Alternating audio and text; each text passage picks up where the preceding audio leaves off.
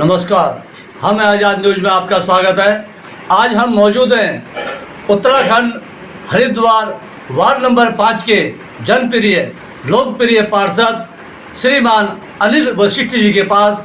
आइए जानते हैं आपने अपने क्षेत्र में अपने कार्यकाल में क्या क्या कार्य किए।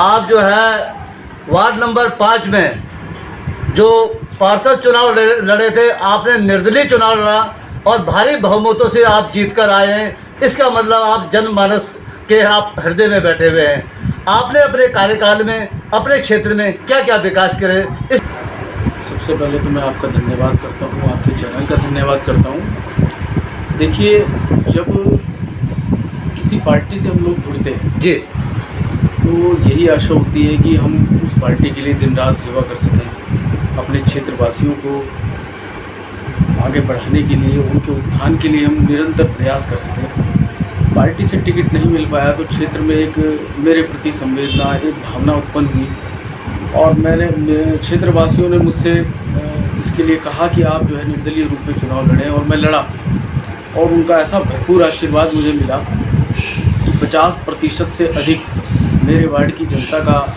बहुमूल्य आशीर्वाद मुझे प्राप्त हुआ मत के रूप में, और मैं विजय हुआ। उसके बाद आप देखेंगे कि पिछले 1.5-2 वर्ष के अंतराल में जी, जो बीता है उसमें मैंने अपने वार्ड क्षेत्र के लिए बहुत से ऐसे कार्य करने के लिए मैं प्रयासरत रहा। कईयों में सफल हो चुका हूँ और कईयों में आगे आने वाले समय में सफल भी हो जाऊँगा। इसमें मुख्यतः मेरे वार्ड में जो सबसे बड़ी समस्या थी वह थी पानी को लेकर, जो निरंतर पिछले कई वर्षों से बनी हुई है। लेकिन और भारतीय जनता पार्टी को मैंने ज्वाइन भी केवल इसी उद्देश्य से किया है कि मैं अपने वार्ड की क्षेत्र की जनता के हित के लिए यदि मुझे कुछ भी करना पड़े, मुझे किसी हद तक भी जाना पड़े तो मैं जाऊंगा, क्योंकि मेरा उद्देश्य है अपने क्षेत्र का चहुमुखी विकास करना और उसके लिए निरंतर मैं प्रयासरत भी हूँ। आपके चैनल के माध्यम से भी मैं बार बार कह चुका हूँ, जनता भी जानती है इस बात के लिए कि सबसे बड़ी समस्या मेरे क्षेत्र में पानी की समस्या थी, जिसके लिए मैं निरंतर प्रयासरत रहा। और अक्टूबर माह में आप देखेंगे, अक्टूबर माह में भारतीय जनता पार्टी ज्वाइन जब मैंने की, उसके तुरंत बाद यहाँ पर अमृत योजना का काम मैं लेकर आया और आज लगभग 75% मेरे वार्ड क्षेत्र में यह कार्य पूरा हो चुका है। 25% जो शेष रह गया है वह भी प्रयासरत हूँ और चल रहा है निरंतर। अभी भी कुछ क्षेत्र ऐसे हैं जहाँ अभी और अमृत योजना के तहत नई पाइपलाइन डाली जानी है और वह भी मैं स्वीकृत करा चुका हूँ। तो बहुत जल्द आप देखेंगे कि पानी की समस्या मेरे वार्ड में ख़त्म हो गई है। नई मोटर लगानी हो, आप देखेंगे भीमगोड़ा जो है 50 नंबर ट्यूबवेल में एक नई मोटर हमने लगवाई है, उसके लिए भी हम प्रयासरत थे।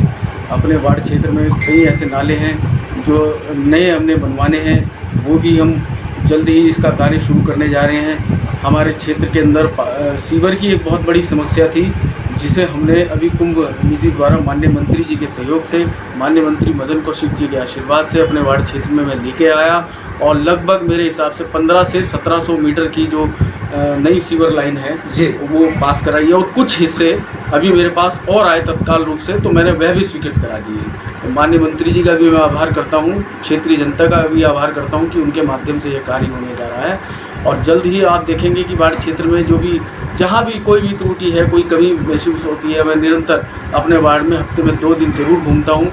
प्रत्येक क्षेत्र के अंदर जाता हूँ, जहाँ कहीं लाइटें नहीं थी मैंने वहाँ लाइटें भी लगाने का काम कर दिया। जिन गलियों में कभी मैंने जीवन में आज तक लाइट नहीं देखी, आज वहाँ जाकर देखिए पहाड़ की उन गलियों में, नालों की उन गलियों में कि जहाँ कभी लाइट नहीं लगी थी, मैंने वहाँ लाइट तक लगवा दी है, आप देख सकते हैं। और रही बात साफ़ सफाई की व्यवस्था की, तो उसमें हमारे लिए थोड़ी सी समस्या रहती है। फिर भी 5 आदमी हमारे वार्ड को मिले हुए हैं, नगर निगम से केवल 5 कर्मचारी पूरे वार्ड के लिए मिले हुए हैं और मैं उन्हीं में एक निरंतर शेड्यूल मैंने उनको दिया हुआ है कि आप 2 दिन इस एरिया में, 1 दिन इस एरिया में काम करेंगे, 1 दिन इस एरिया में काम करेंगे, 1 दिन इस एरिया में काम करेंगे। तो इस तरह क्या है कि हमारा वार्ड बड़ा है, तो उस हिसाब से देखते हुए कि वो अपने शेड्यूल के हिसाब से काम करते हैं, जिससे मुझे अब तक कोई शिकायत नहीं है। कुछ नालियाँ कहीं जगह टूटी हुई है जिनको मैं प्रस्तावित करा चुका हूँ, वो जल्दी पास हुई। अच्छा पार्षद जी, कोविड-19 के समय में आपको जो है नगर निगम और नगर विधायक द्वारा क्या सहयोग मिला या नहीं मिला, इस बारे में थोड़ा जानकारी। बहुत सहयोग मिला है। कोविड-19 के इस काल में ये एक वैश्विक महामारी ऐसी आई है जिसने पूरे संपूर्ण विश्व को थाम दिया है, भारत ही नहीं। सबसे पहली बात तो ये है, हमारा हरिद्वारी क्षेत्र ऐसा है कि हरिद्वार क्षेत्र के अंदर यात्रियों बाहुल्य क्षेत्र है। यात्री आएगा तो हरिद्वार का व्यक्ति, हरिद्वार का व्यापारी, हरिद्वार का आम जनमानस 2 वक्त की रोटी का जुगाड़ कर पाएगा, रोजगार का जुगाड़ कर पाएगा। लेकिन आप देखेंगे कि मार्च से जहां हमारा सीजन शुरू होने वाला था, वहां एकदम से अचानक 22 मार्च को लॉकडाउन का हमारा भारत सरकार के द्वारा जो है निर्णय लिया गया, जिसको संपूर्ण भारत ने समर्थन किया।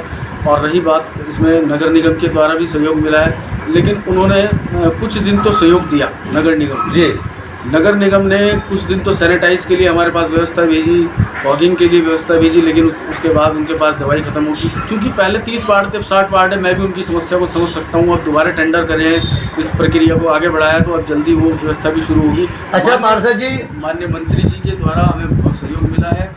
आप देखेंगे कि लगभग मैं 1200 किट से अधिक माननीय मंत्री जी के सहयोग से बांट चुका हूँ। 200 किट मैं अपनी जेब से बांट चुका हूँ। और अभी भी आपके चैनल के माध्यम से मैं अपने क्षेत्र वार्ड 5 नंबर की जनता को ये मैसेज देना चाहता हूँ कि निरंतर आज मैंने प्रतिज्ञा ली है।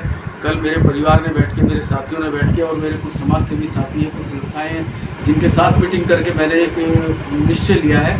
और सभी के सहयोग से मैं प्रतिदिन 10 ज़रूरतमंद व्यक्तियों को राशन किट उपलब्ध कराऊंगा, जब तक मेरे में सामर्थ्य है। तो आज से ये मेरी प्रक्रिया शुरू हो जाएगी, आज या कल से, तो यह भी मैं करने जा रहा हूँ।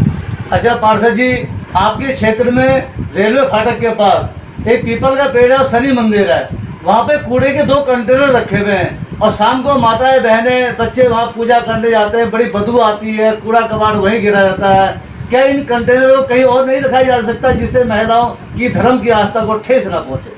बिल्कुल, आपने बहुत अच्छी बात कही है और मैं इसमें प्रयासरत भी हूँ, और काफ़ी समय से मैं इस विषय को देख भी रहा हूँ। मुझे जो वहाँ के संस्था है अबोहर भवन, उनके मैनेजर साहब ने मुझे कई बार कहा, तो मैंने इस विषय में नगर आयुक्त महोदय को और नगर निगम को भी सूचित किया है, और जल्दी इस विषय में कुछ न कुछ किया जाएगा। हालांकि वो मेरे वार्ड का मसला नहीं है, किंतु फिर भी आते जाते सभी लोगों के लिए है, तो फिर भी मैं इस विषय में लगा हुआ हूँ और बहुत जल्दी इस विषय को आगे भी बढ़ाने वाला हूँ। इस कंटेनर को मैंने सुझाव भी दिया था कि आप जो है पंचदीप मैदान के अंदर रखें, लेकिन वहाँ समस्या ये आती है कि फिर वहाँ कूड़े का डंपिंग जोन बनेगा, और छोटे स्तर पर नहीं, क्योंकि भूमि अधिक पड़ी है, तो इसलिए जो है वहाँ बहुत ज़्यादा डंपिंग जोन ना बन जाए, तो वो भी एक गलत मैसेज जाएगा, क्योंकि वो भी गंगा का किनारा है।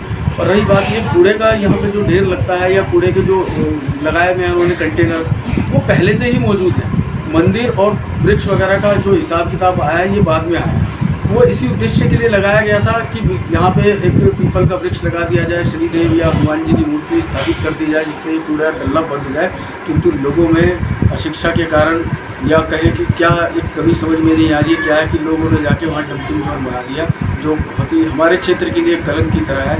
आते जाते लोग, माताएं बहनें शाम को सब्जी खरीदने जाती हैं, बदबू से बुरा हाल रहता है, कई तरह की बीमारियाँ वहाँ से उत्सर्जित हो सकती हैं। इसके लिए मैं पूरा जो है प्रयास कर रहा हूँ, और जल्दी इसमें आप देखिए कुछ ना कुछ नया होगा, कुछ ना कुछ। बरसाती सीजन आने वाला है और डेंगू मच्छर फैलने की संभावना है, संक्रमण फैल रखा है। तो जिस तरह रुड़की में विदेशी मशीन द्वारा पूरे रुड़की शहर को सैनिटाइज किया गया, क्या हरिद्वार नगर निगम का ये फर्ज नहीं बनता था, ये हरिद्वार के सभी पंचपुरी क्षेत्र में सैनिटाइज करें जाए?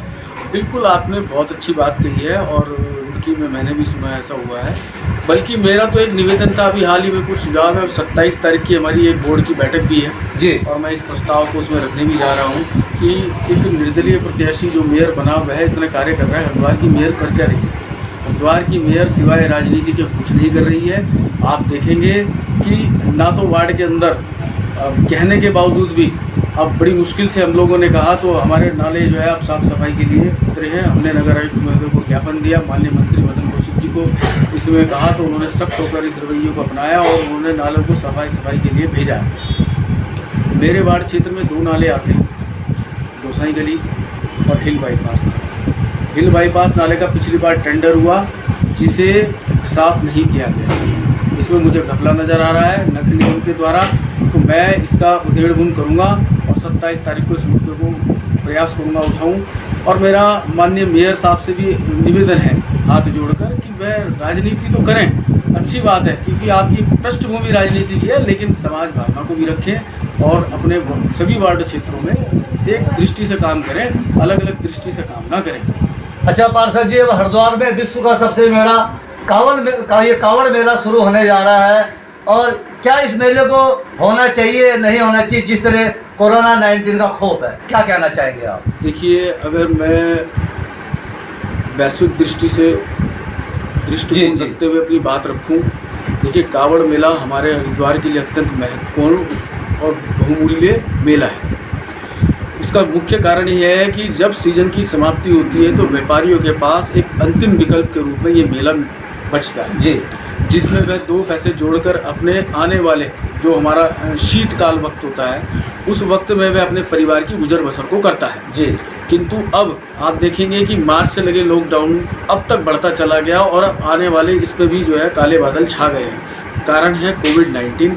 ये एक ऐसी वैश्विक महामारी, एक ऐसी बीमारी है, मैं कहूँगा कि जिसका इलाज अब तक संभव नहीं हो पाया है।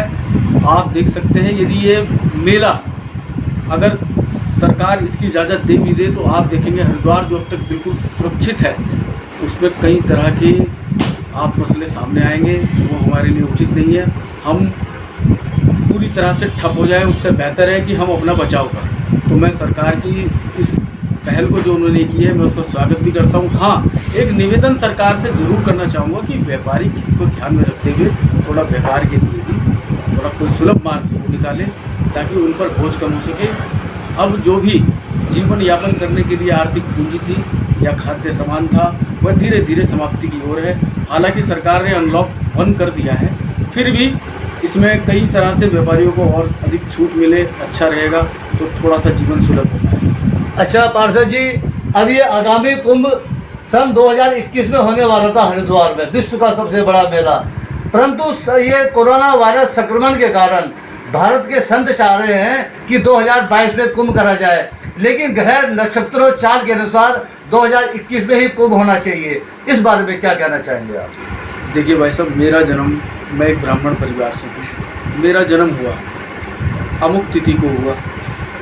अब मैं उस तिथि पे मनाऊं या मैं उन ग्रह नक्षत्रों के हिसाब से मनाऊं, ये तो मेरे ऊपर निर्भर करता है। यानी कि साधु संत समाज हमारी रीढ़ है, हमारी सनातन संस्कृति है, हमारी सभ्यता का प्रतीक है जी। लेकिन सरकार द्वारा जो निर्णय लिया जा रहा है या किसी भी माध्यम से निर्णय लिया जा रहा है कि इसको 2022 में किया जाए, तो वो एक तरह से मैं समझता हूँ नक्षत्र, ग्रह, इन सब की चाल देख रेख करके भारतीय ज्योतिष गणाचार्यों की स्थिति का जो भी है अपना वो लगाकर ही कोई कार्य होता है। भारतीय सभ्यता के अंदर आप देखिए, किसी भी कार्य को करना है तो हम हर चीज़ का सुझाव ज्योतिषाचार्य के हिसाब से भी देखते हैं, पूछते हैं। तो कुंभ एक जो भी नक्षत्र ग्रह है वो उसके हिसाब से बने हैं, तो वो उसी समय लगेगा, उसी समय लगना भी चाहिए, भले ही वो बड़ी मात्रा में लगकर कम में लगे।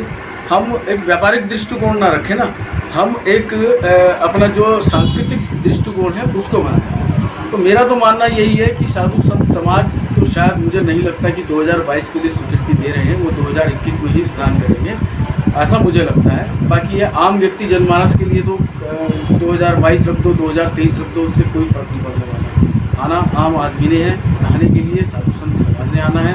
जो नियम है उस नियम के विपरीत कोई भी नहीं जा सकता।